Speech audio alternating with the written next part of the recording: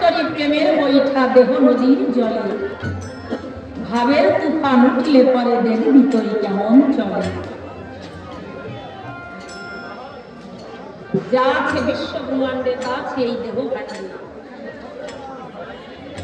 এই দেহখানাই একখানা তরি, এই দেহের মাঝেই নদী।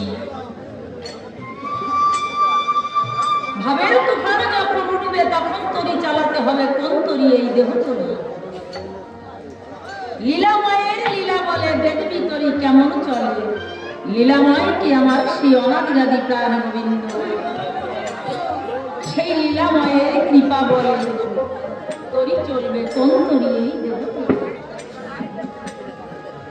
তাই যদি সেই লীলাময়ের কৃপা পেয়ে যদি দেহ তরিখানা আমাদের চালাতে হয়, তার পূর্বে আমাদের কি করতে হবে?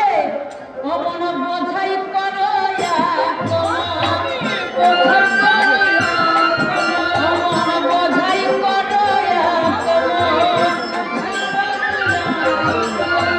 থাকে জগত এক মন বোঝাই করো।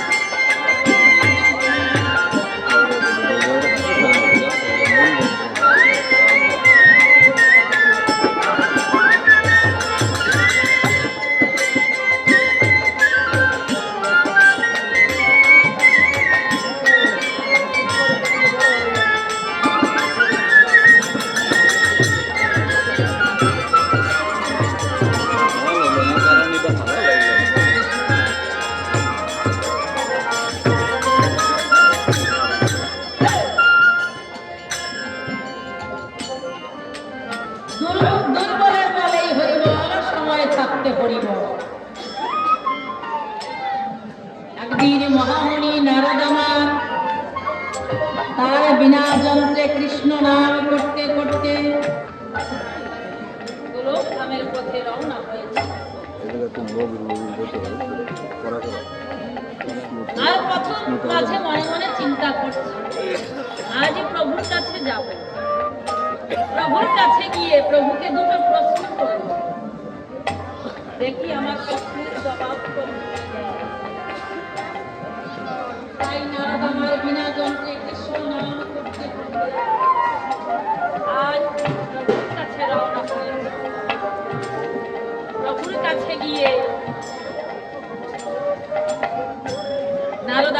প্রভুর কাছে গিয়ে ডেকে ডেকে বলেছি,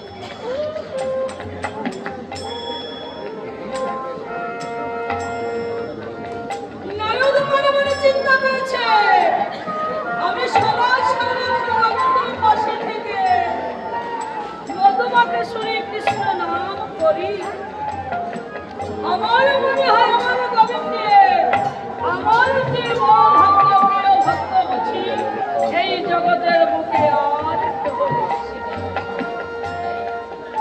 তাই হঠাৎ চিন্তা করি মনে মনে কৃষ্ণ নাম গাইতে গাইতে প্রভুর কাছে গিয়ে ডেকে ডেকে বলছে, প্রভু ও বান্ধব একবার তুমি আমার দুটি প্রশ্নের উত্তর দাও, একবার খুলে বলো তুমি কোথায় থাকতে বেশি ভালোবাসো। আর একটা প্রশ্ন হচ্ছে এই জগতের বুকে তোমার প্রিয় ভক্ত তোমার বড় ভক্তকে তুমি কি আমার কাছে বলতে পারো? খুব সুন্দর প্রশ্ন করেছো তুমি। এই জগতে আমি কোথায় থাকতে বেশি ভালোবাসি জানো না? হন তিষ্ঠানে বৈকুণ্ঠ জগন্নাথ হৃদয়ে মাছ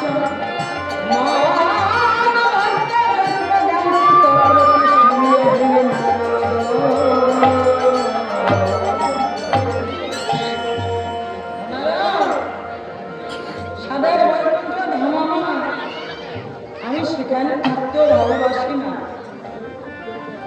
কত যোগী শিব যোগী কঠোর সাধনা করতে করতে তাদেরও সূর্য পশ্চিম আকাশে ডুবে যায়, আমি তাদের হৃদয়ে থাকতে ভালোবাসি না। কোথায় ভালোবাসি জানা থাকতে একেবারে জেনে না। এমনি ভাবে আমার ভক্তবৃন্দ সম্মিলিত হয়ে আমার নাম গুণাগুণ কীর্তন করতে করতে প্রেমবন্যায় ভেসে যায়, সেইখানে আমি শ্রীমতী সহ বিরাজ করি। আর সেই তো আমার অনিত্য বৃন্দাবন।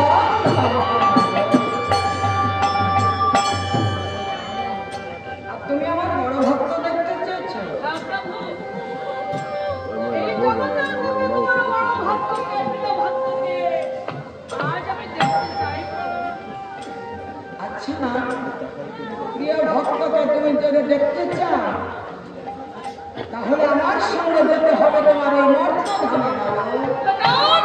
আমি মর্তধামে যেতে পারবো না। কেন? ওই মর্তধামের লোক মায়াবাদী মমতাহীন, ওদের প্রাণে কোনো দয়া মায়া বলতে কিছু নেই। আর ওই মর্তধামে গেলে দয়া বড় আমি কষ্ট পাবো, আমি মর্তধামে যেতে পারবো না। আমি সঙ্গে থাকতে তোমার হৃদয়ে কষ্ট পেতে হবে না। তুমি যখনই আমার কাছে খেতে চাইবে আমি তখনই তোমাকে খেতে দেব। চলো না। ও প্রভু, যখনই আমার ক্ষুধা পাবে তখনই যদি তুমি আমাকে সেবা করাতে পারো তাহলে আমি মর্তধামে যেতে পারি। তাই চল। নারদকে ছোট্ট বালক রূপ ধারণ করে আর প্রভু আমার বৃদ্ধ ব্রাহ্মণের বেশ ধারণ করে এক হাতে দশটি অন্য হাতে কুণ্ডলী একটা নামাবলী বলে নিয়ে ধীরে ধীরে যাত্রা করেছে কোথায়? মর্তধামে। আজ নারদ আমার পিছন থেকে কেমন ভাবে ডেকে ডেকেছে।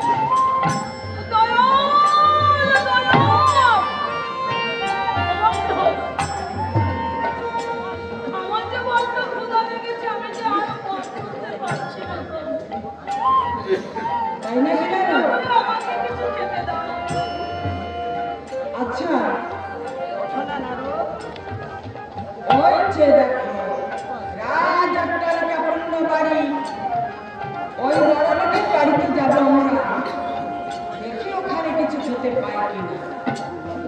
নারদকে সঙ্গে নিয়ে ধীরে ধীরে ওই রাজ অট্টালিকা পূর্ণ বাড়ি সেই বড় লোকের বাড়িতে গিয়ে ডেকে ডেকে বলেছে, ও গো বাড়িওয়ালা,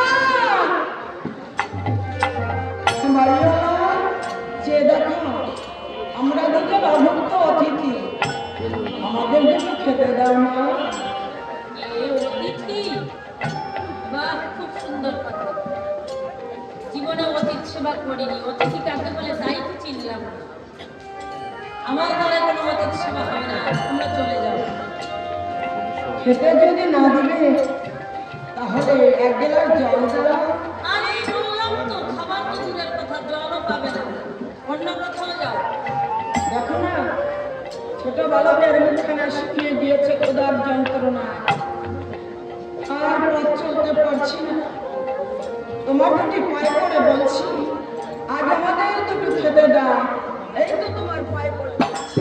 দেখো অতিথি, আমার দিকে তোমার বন্ধুত্ব করো, আমি বাধ্য হব।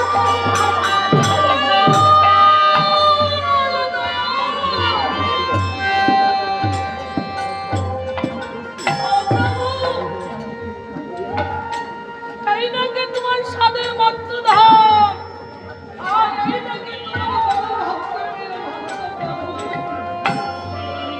তুমি খেতে চাইলে আজ তোমাকে ঘাট ধাক্কা দিয়ে বাড়ি হতে বের করে দিল।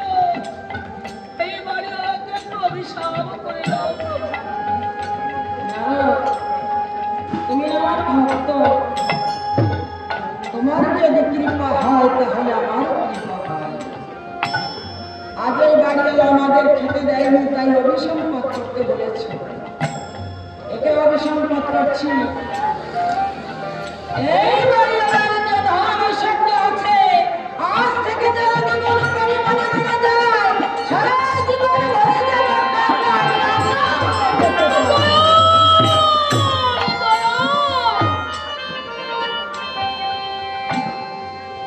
আমি তোমাকে অভিশাপ করতে বললাম, আর তুমি কিনা আশীর্বাদ করলে প্রভু।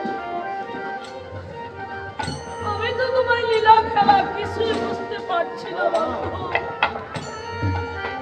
হ্যাঁ, তুমি মনে মনে ভেবেছ আমি এই বাড়িওয়ালাকে আশীর্বাদ করেছি। এ তো আশীর্বাদ নয়। এই বাড়িওয়ালা আমার কাছে চেয়েছে ধন ঐশ্বর্য, তাই তো বলছি ওনারা, যে যথামান প্রপদ্যন্তে তান ইস্তে তব ভজম মহম মম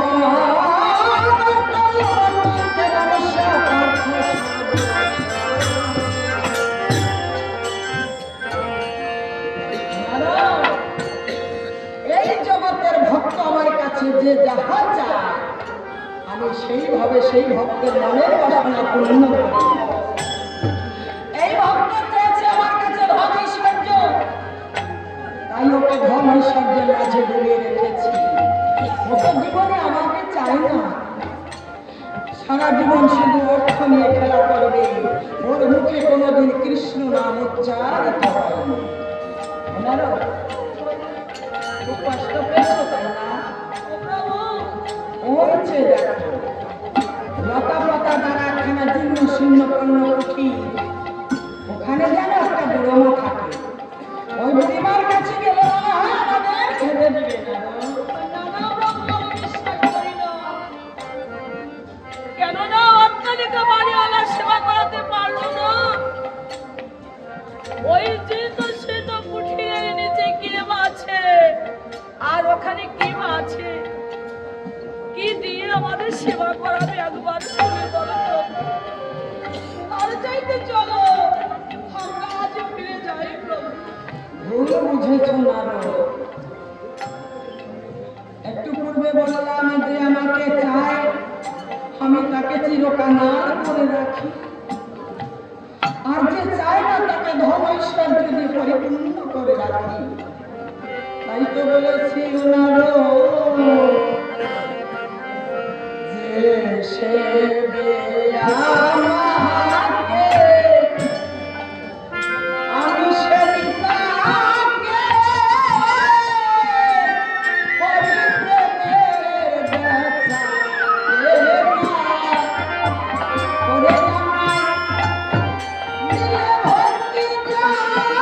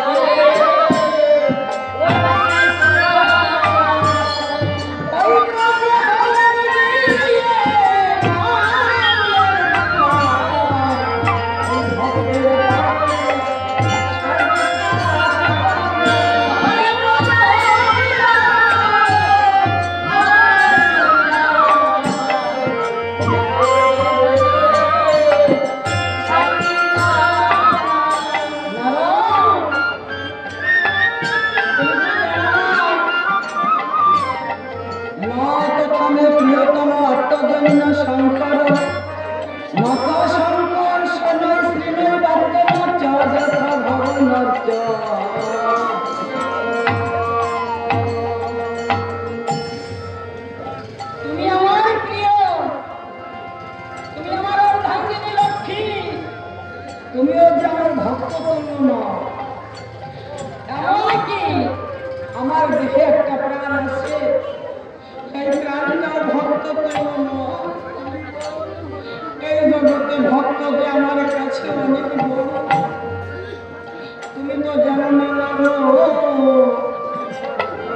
ভক্ত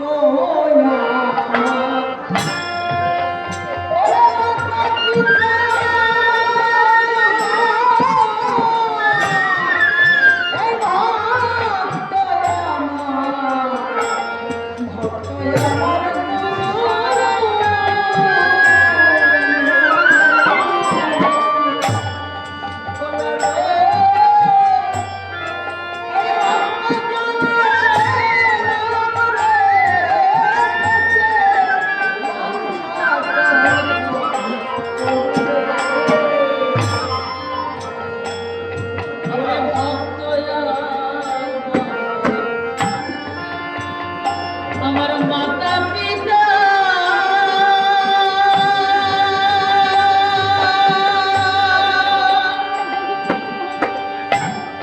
অনুরোধ করে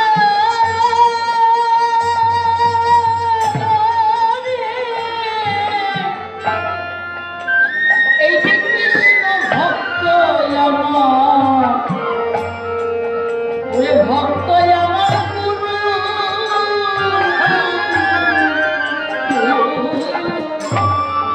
ও নারদ গো, এই যে ভক্ত গণে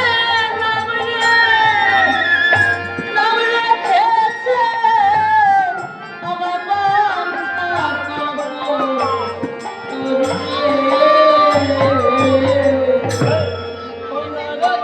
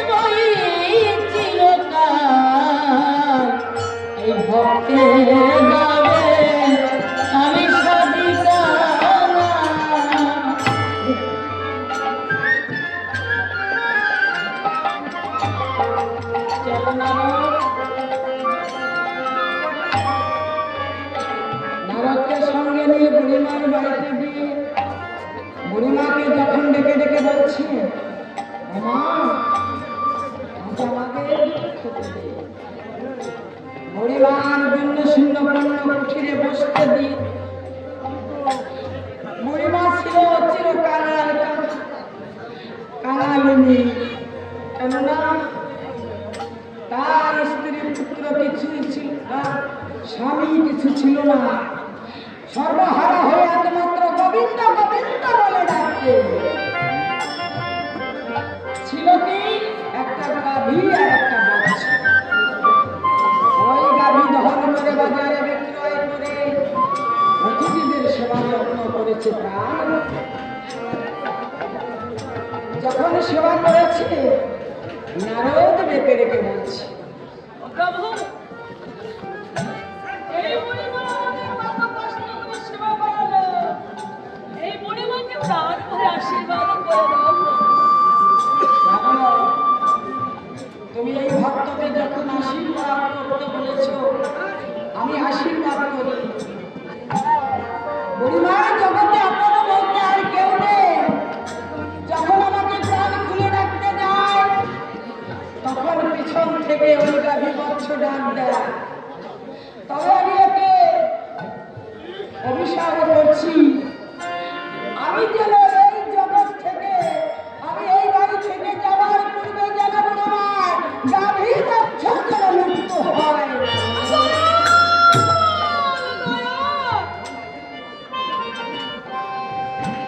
তাকে করতে বলেছি অভিশাপ, তাকে করে এলে আশীর্বাদ। আজ বুড়িমাকে আশীর্বাদ করতে বলেছি, তুমি কিন্তু অভিশাপ করলে প্রভু। অভিশাপ করিনি, পিছুটান থাকবে না বুড়িমা। কেননা ওই গাভী বৎসর মায়া পৃথিবীতে রয়েছে। বুড়িমার জন্য আমি পুষ্পরথ পাঠিয়ে দিচ্ছি। যেদিন এর দেহ থেকে প্রাণ পাখি উড়ে যাবে, সেদিন ওই পুষ্পরথে নিয়ে যাব। তুমি তো জানো না বাবা, তাই আমি ওকে অভিশাপ করিনি, করেছি আশীর্বাদ। জানো না আমার আরো ভক্ত বা ভক্তা আছে। প্রভু, এই মর্তধামে এর চাইতে তোমার বড় ভক্ত আছে একবার। এর চেয়ে বড় ভক্ত দ্রোণ এবং ধরাসতী, তারা চিরকাল কাঙালি। তাদের মতো কাঙাল ত্রিজগতে আর কেহ নেই। প্রতিদিন দ্রোণ ঠাকুর ভিক্ষার ঝুলি স্কন্ধে করে ভিক্ষা করতে বেরিয়ে যায়। ভিক্ষার পরিবর্তে কত পদাঘাত ঝাঁটার আঘাত খায়। সহ যায় দাঁড়ে দাঁড়ে ভিক্ষা করতে। ভিক্ষা করে যেদিন যাহা পায়, আমার পূজা না করে, আমার পদে না দিয়ে সে জল ভিতরে গ্রহণ করে। আর ধরাসতী মা কি করে জানো? গৃহে বসে বসে হাত কৃষ্ণ প্রাণ কৃষ্ণ বলে কাঁদে। চলো ওখানে আমি যাবো। প্রাণ খুলে যখন ডাক দিয়েছে আমার গোবিন্দকে, প্রভু আমার দূরে থাকতে পারছি না। এদিকে ধরাসতী গৃহ মাঝে কেমন অবস্থায় আছে।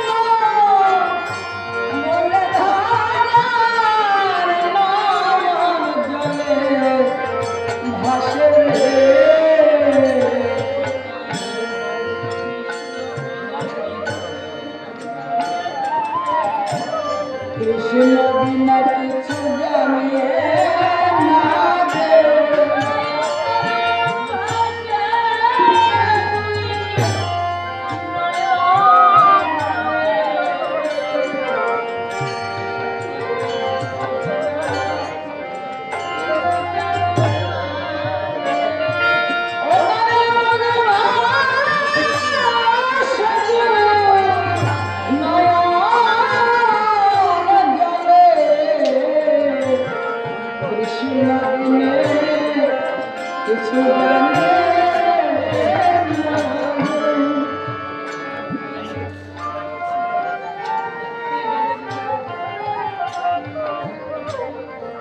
তুমি কি বলতে পারো দারুদি?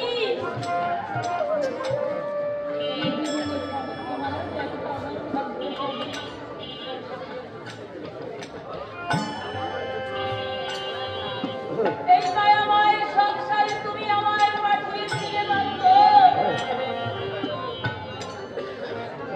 সেই যে ভরে পাঠিয়েছিলে জীবন সত্তা গড়িয়ে দেবে। আজও তো আমি তোমার দেখা পেল না।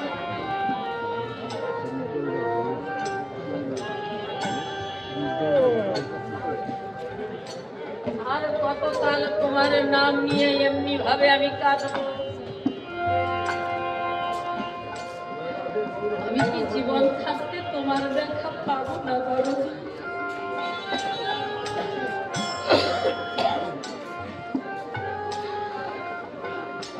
আমি তো জানি না কিভাবে তোমায় ডাকতে হয়, কি নাম ধরে তোমাকে ডাকলে তুমি সাড়া দাও। তুমি কোথায় আছো, কোন দেশে আছো, আমি তো কিছু জানি না দারুদি। আমি কেমন করে তোমায় ডাকবো বলো? ওরে কোন দেশে ওরে আছো প্রাণী কৃষ্ণ রে?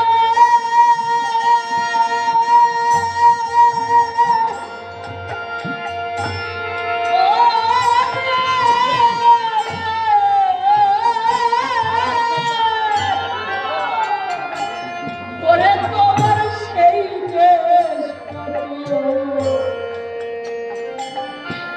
ওরে সে দেশ কত দূর।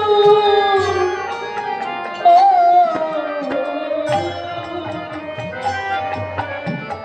ও গোবিন্দ রে, ওরে সেই দেশে কি ওরে পৌঁছায় না